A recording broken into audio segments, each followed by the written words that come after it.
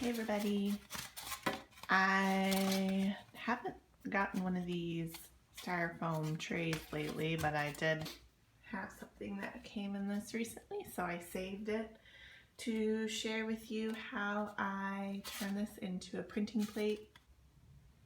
This is a printing plate, and this is what the prints look like. So here we go. I'm going to start with just a clean styrofoam tray, and I'm going to cut it down. Cut off the edges here so that it's just the flat part. If you want to be a little bit more detailed about it, you could use an X-Acto knife and straight edge. I might actually take this over to my paper cutter and just make it a little bit more straight. Okay. So here is, it's pretty straight. You could cut it into a different shape. I've done circle ones, oval ones before. This is where you take a pencil or a pen and you're gonna press the design into your plate. If you're doing a word, make sure you do it backwards because it'll print backwards, whatever you are doing. So, I'm really not sure what I wanna do. Maybe I'll just do some line designs. So I'm just going to press pretty hard into the styrofoam. Of course, you don't want to go all the way through, but you want it to be deep enough so that ink doesn't really get stuck in there. So I think I'll just start with some stripes.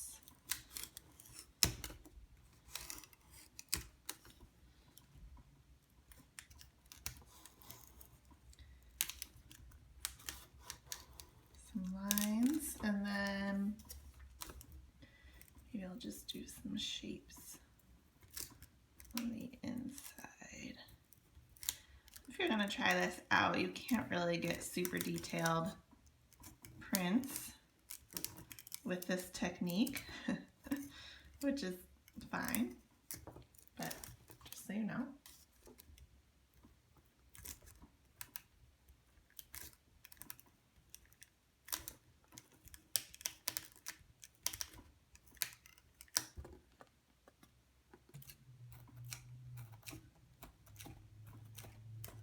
You can also buy styrofoam plates for this exact use on like Blick's website or any art supply website.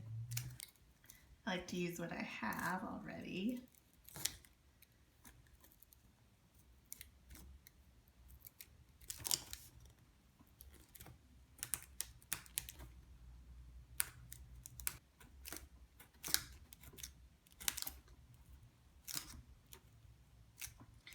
So you can also press different objects into this styrofoam, like some more rigid items.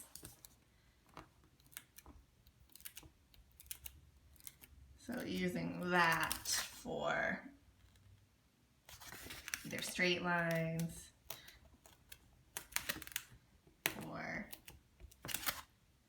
oh, that'd be interesting. It's kind of doing something weird to the foam.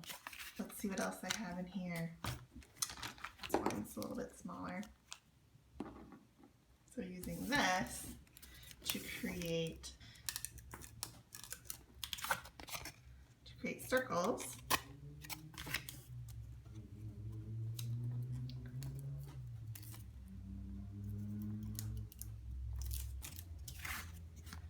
Like that.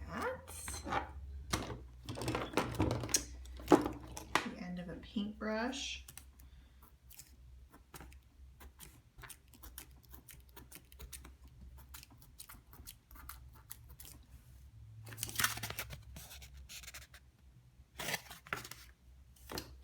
Maybe even cap here.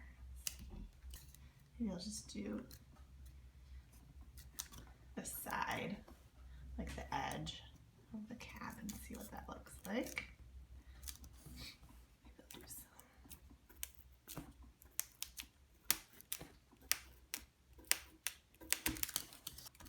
I like to press in a lot of different lines or designs, so that because when I print this, I want to get a good balance between the darks and the lights. If I just press a little bit in, it's going to be mostly darks because I'm going to use a black ink. So I want to get a good balance, so I'm just going to keep going. Be fun.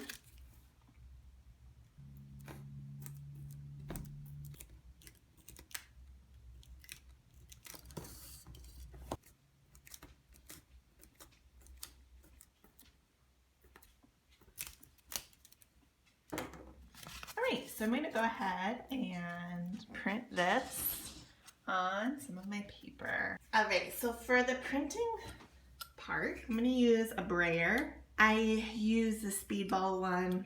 I'm going to use Speedball ink, block printing ink. Mine is fabric because I wanted to experiment with printing on fabric, but this will work on paper as well. If you don't have printing ink, you could use just an acrylic paint. You could even use like a foam roller or just like a foam brush. It doesn't work quite as well, but I've definitely done that before. I like to use old magazines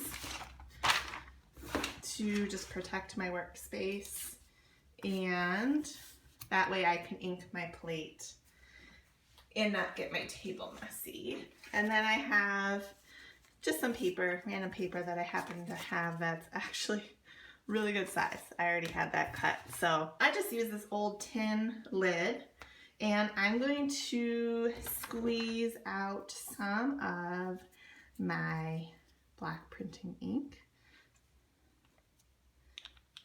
And you want this, when you roll it out, you want it to sound sticky. So I'm gonna go up and down, back and forth. Just staying in this little section here, about the width of my brayer. Okay, so I'm going to ink this one up. It's kind of hard to see since I'm doing black on black. But I'm gonna go one direction, and I'm gonna go the other direction to make sure I get everything.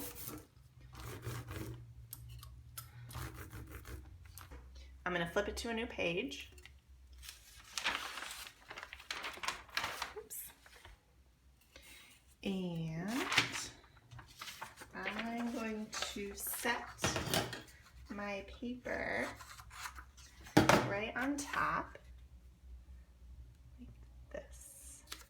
You can either use your hand to rub to transfer the print, or if you have a baron, you can use that, or you can use a makeshift baron. I'm gonna use my block. Just something hard to really transfer the print. Okay, so let's see. Ooh, nice. I'm gonna do another print. Sometimes the first print, because of whatever's on the foam, sometimes the first print isn't that good. You need to do like another one. But also sometimes, since we're using recycled styrofoam, that wasn't really made for printing. It just is not a perfect print all the time, which is totally okay. So I'm gonna go ahead and put this piece on. Okay.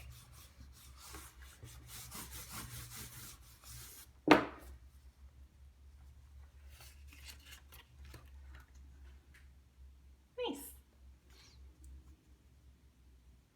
I'm gonna try this right into the same, I'm gonna put it right into the same tin lid here.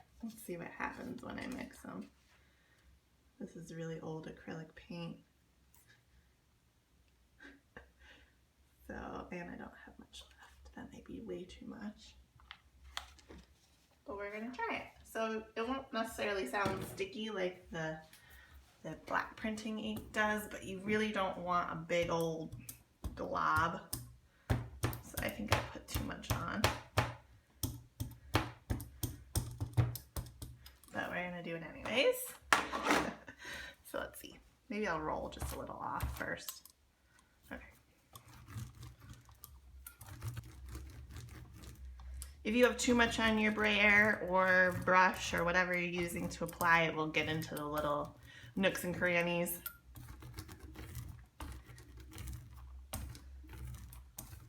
You want it to just sit on the top. Okay, so let me flip to a new page here.